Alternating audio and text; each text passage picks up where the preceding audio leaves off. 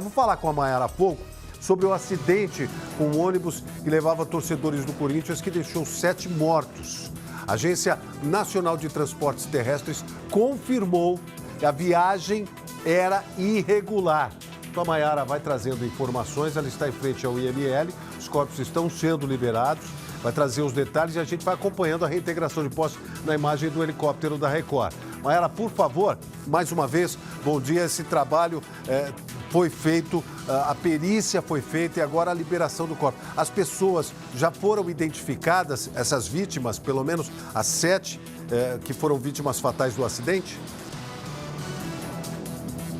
Já sim, William. Os corpos inclusive, já foram liberados do IML, estão agora aqui nesta funerária que fica na cidade de Igarapé, região metropolitana de Belo Horizonte. A previsão é de que esses corpos sairiam daqui por volta das 7 horas da manhã, mas por enquanto ainda não aconteceu tudo isso. Nós estamos aqui acompanhando. O que teve de movimentação até agora foi apenas uma van que entrou aqui mais cedo nessa funerária para fazer então a retirada desses corpos. Lembrando que eles vão sair aqui de Igarapé e vão os 7 para a cidade de Pindamonhangaba. De acordo com informações que eu consegui aqui com o motorista de uma das funerárias, ele informou que vai acontecer uma grande despedida, um evento que será organizado aí pela torcida para fazer esse momento de despedida dessas pessoas, desses 7 torcedores que infelizmente vieram para Belo Horizonte para curtir aí a partida, para acompanhar o time e agora infelizmente não vão voltar aí para suas famílias.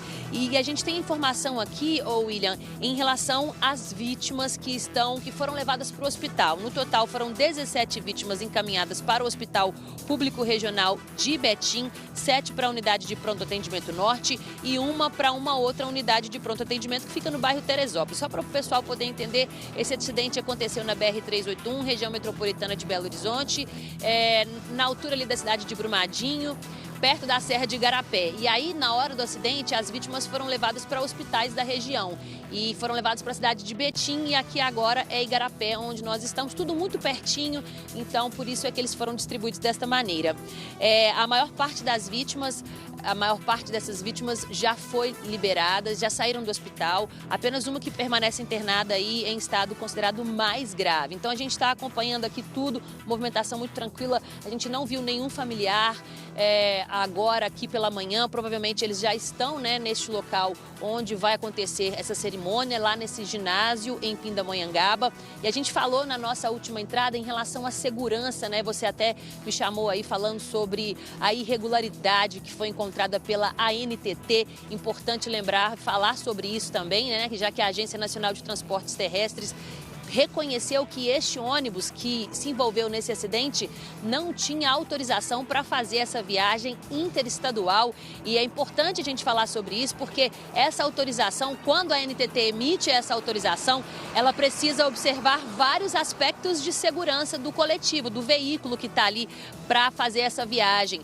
Ele precisa estar com a manutenção em dia, os pneus em bons estados e também o motorista precisa ter aquela previsão de descanso para que o passageiro que está ali não corra nenhum risco. E nesse caso, esse veículo não tinha então essa autorização, o que dificultou inclusive a identificação dos corpos, porque muitos torcedores estavam sem documentos e não existia sequer uma lista com o nome de cada pessoa que estava dentro desse coletivo. E dificultou bastante então a identificação por parte da Polícia Civil. Agora então esses corpos já foram identificados, já passaram pelo IML, estão aqui aguardando então para seguir viagem para essa despedida. William. Muito obrigado, Mayara, pelas informações. A gente tem aqui uma reportagem que vai contar como tudo aconteceu. Balança. Um ônibus completamente destruído. Nele estavam 48 passageiros, todos torcedores do Corinthians de 6 cidades do Vale do Paraíba. O veículo ficou atravessado na rodovia Fernão Dias, no município de Brumadinho, em Minas Gerais. Apesar do empenho de equipes do Corpo de Bombeiros e também da concessionária que administra o trecho, 7 pessoas morreram no local e pelo menos outras 13 pessoas foram encaminhadas a hospitais da região. O acidente aconteceu na madrugada de domingo.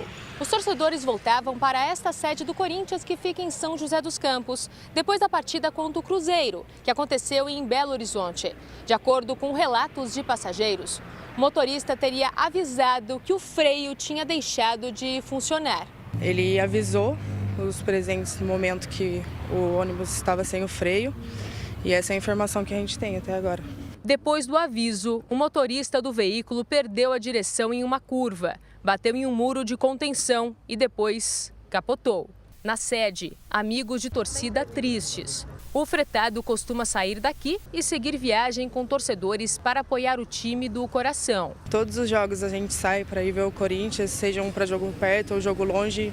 Boa parte das notícias sobre os passageiros também estão sendo concentradas aqui. As mensagens de sobreviventes chegam a todo momento. As famílias estão entrando em contato, então a gente está tentando passar de uma forma mais serena a questão da notícia para as famílias. A rodovia sentido São Paulo ficou bloqueada e o congestionamento chegou a 4 quilômetros. Mas o ônibus foi rebocado no início da tarde.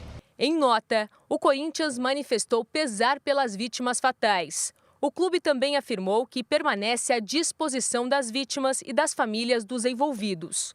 A Agência Nacional de Transportes Terrestres, a ANTT, informou por nota que a empresa contratada pelos torcedores não tinha autorização para fazer viagens interestaduais. Sentimentos aí, as familiares desses torcedores e todos os times também se posicionaram nesse sentido.